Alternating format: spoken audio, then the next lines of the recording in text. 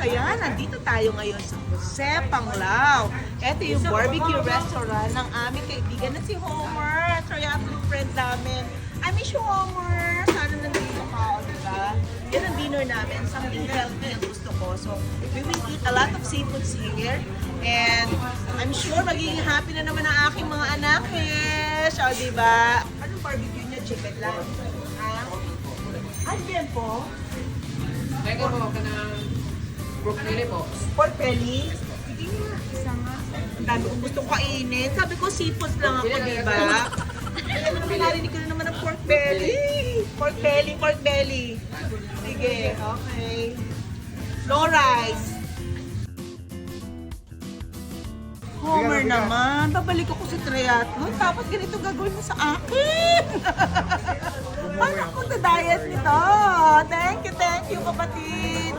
Love you. Ay, grabe naman.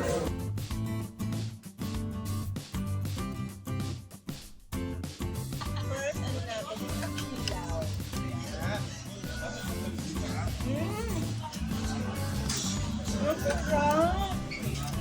Ano ba yun? Alam niyo, ang problema sa inyo, pagkabra tayo sa PND, like, coffee shop pa Alam nyo, yung kanilang this wonderful ilaw. Mararasahan din niya, miss na lasa ng fish. Fresh talaga siya. Ang ganda ng pagkakalo. Ay, napagyan.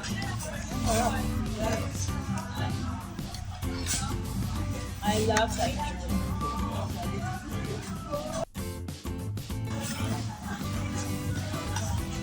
Ang sarap ng sakto.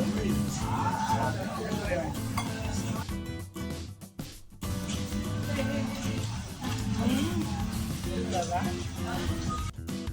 Ang sarap ng pagkagawa niya naman. Kasi alam mo, lasa ng alimata. Yung sauce ng alimata, ganun yung sauce. Nalalasahan ko siya. Sarap po din siya. Sarap. Salt and pepper lang.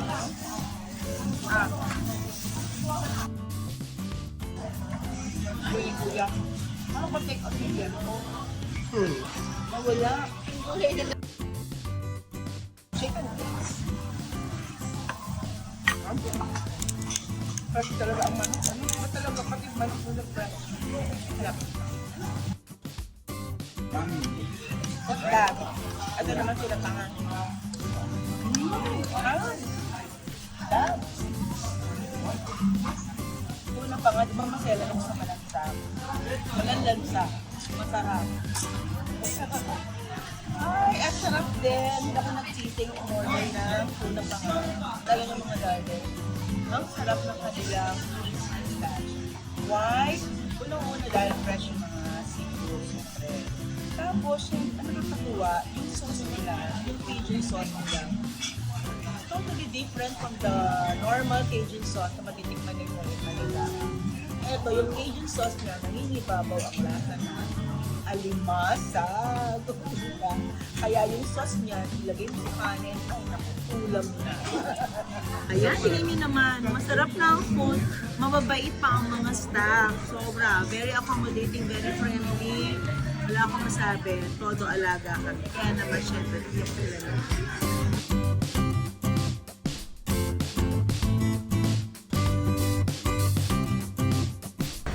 Satisfaction guaranteed! O, diba? Wow talaga! For me, this is the best seafood restaurant in Panglao, Bohol. So mga darlings, pag nandito kayo sa Panglao, don't forget to visit Jose Panglao. Tama ba? O, diba, Jose? Approve!